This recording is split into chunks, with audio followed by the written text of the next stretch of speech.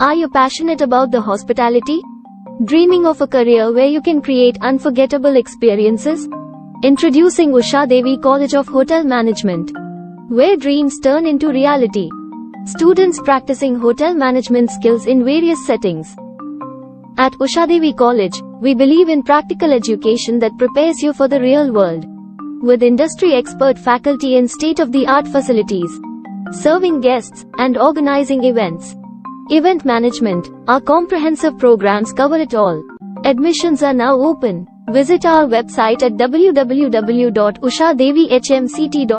निशंक होई रे मना, निर्भय होई रे मना, प्रचंड स्वामीबळ पाठीशी नित्य आहे रे मना, नित्य आहे रे मना.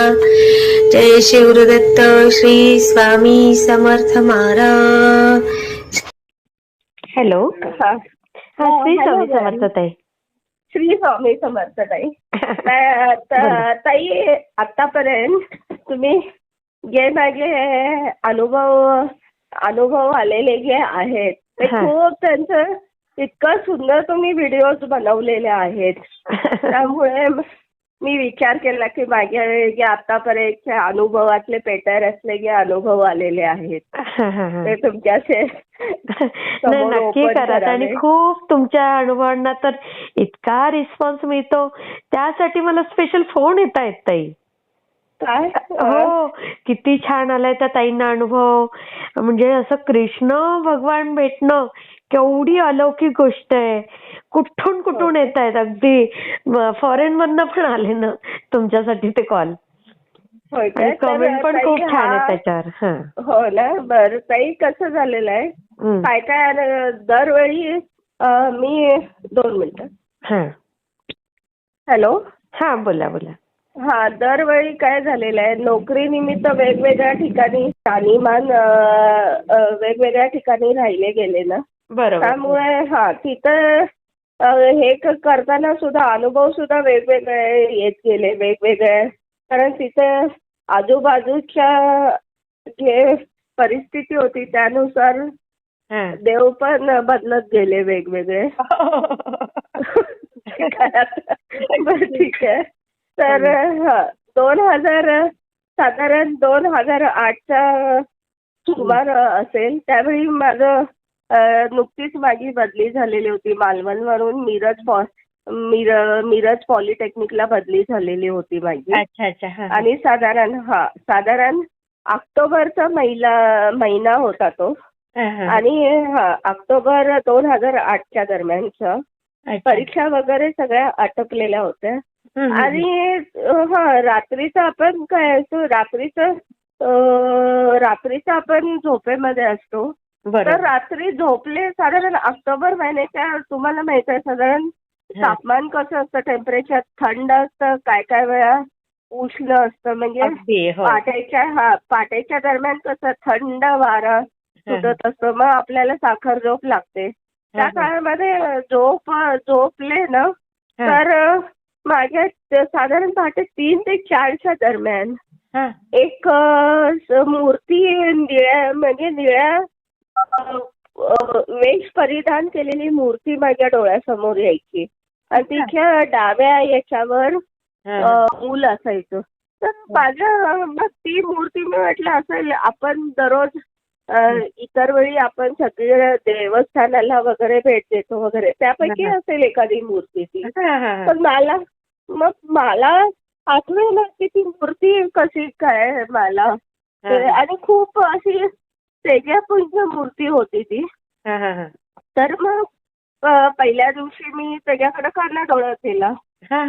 दुसऱ्या दिवशी पहाटे 3 वाजले की परत ती मूर्ती मला काय सांगायची नाही. फक्त गाभाऱ्यामध्ये असं फोकस व्हायचा. फक्त तिचा चेहरा दिसायचा, मुलाचा चेहरा दिसायचा, बाकी सगळं एवढंच. आणि ते साधारण 3 ते 4 वाजेपर्यंत राहायचं ते मी झोपेमध्ये. मग असं पहिला दिवस गेला, दुसरा दिवस गेला, तिसऱ्या दिवशी ते मूर्ती आली माझ्या स्वप्नामध्ये. हा. चौथा दिवस गेला, 5वा दिवस झाला, बाकी कुठले विचार नाही. अय्या. फक्त ती मूर्ती यायची, ती मूर्ती आणि तो तिच्या डाव्या खांद्यावर असलेलं ते बाळ. अच्छा. एवढं मला हे करायचं, दिसायचं. हा. मग शेवटी एक आठवडाभर बरं मी ठरवलेलं की आपण स्वप्न पाहतो ना सकाळ हे पहाटेच्या वेळी, हो आणि हो हो. सगळी स्वप्न खरी होतील असं काही नाही, पण अगदी. शक्यतो पहाटेचं स्वप्न खरं असतं म्हणतात ना सगळे बरोबर. हा. 3 ते 4च्या. पण मला ना कुठंतरी माझ्या वाचनामध्ये असं आलं की काय काय वेळा तुमचं अंतर्मन काय काय काय वेळा तुम्हाला सूचित करायचा प्रयत्न करत असतो, अगदी. आणि ते तुम्हाला स्वप्नाद्वारे हे करतात.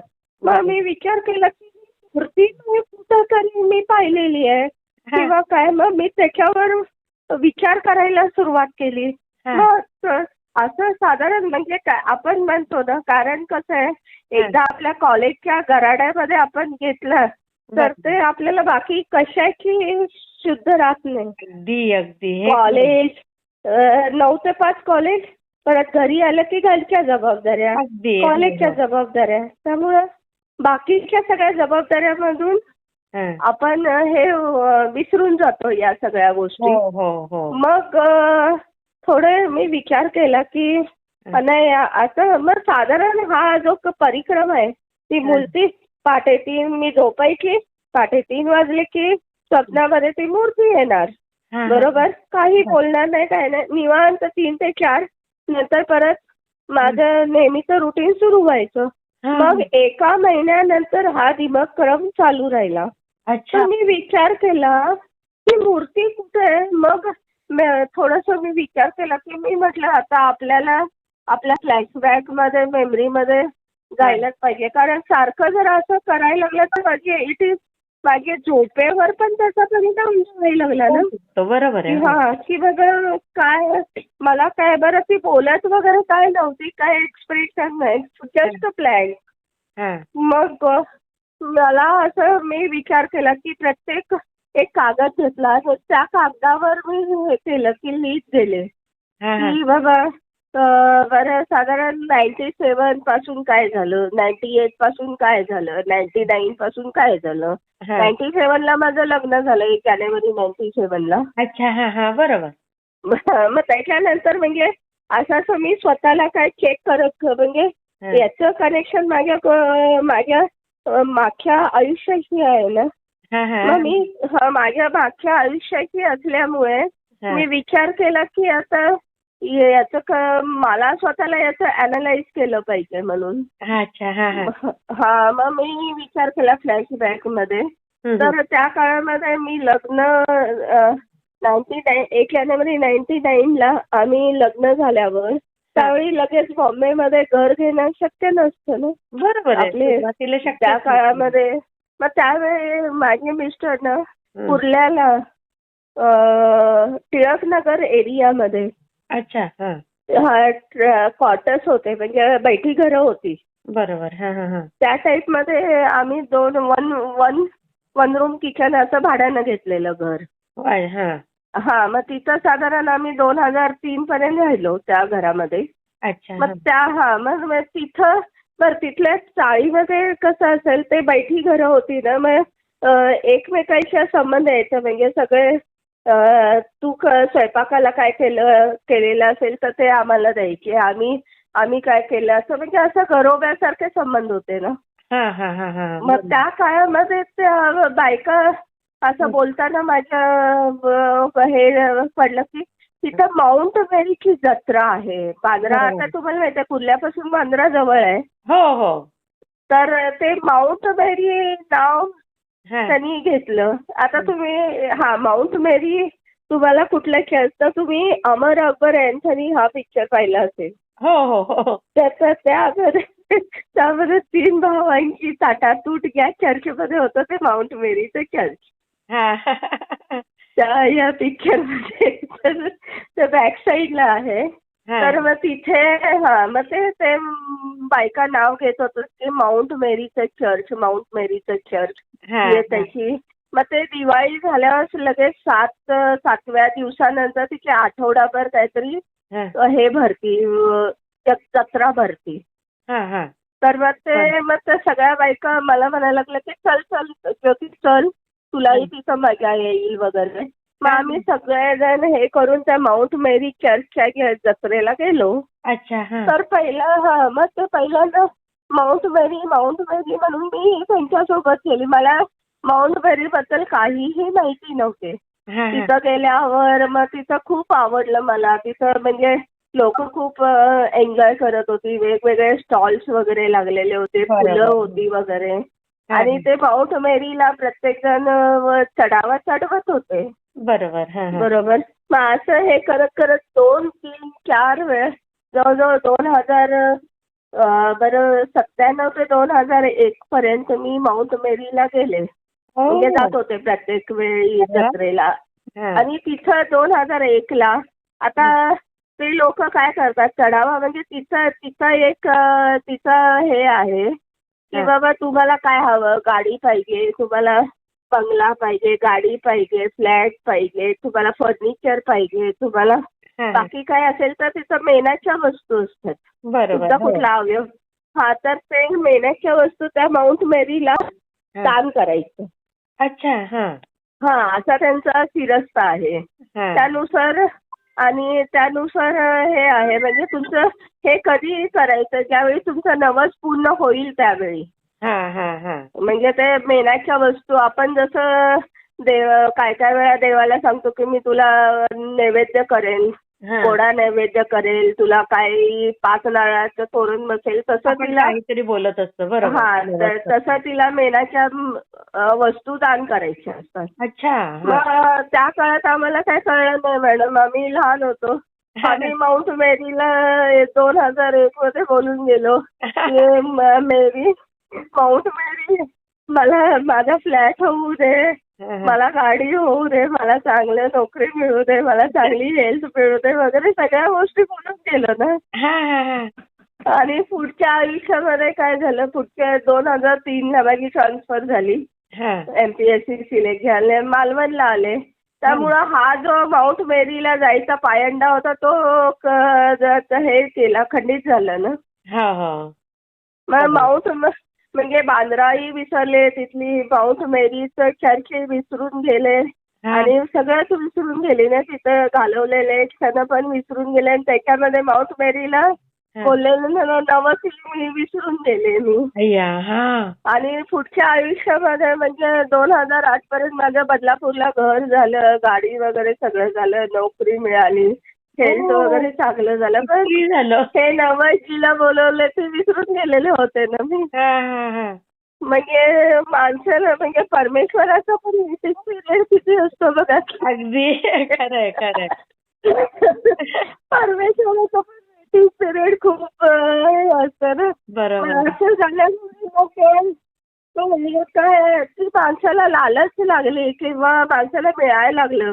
जोपर्यंत मिळत नाही तोपर्यंत देवाला परमेश्वरा मला हे दे, मला ते दे, मला ते दे आपण मागतो. खरंय. पण एकदा मिळालं तर कुठला परमेश्वरन काय सगळं ते आपल्याच हे सगळं माझ्या कर्तृत्वानं मी मिळवलंय.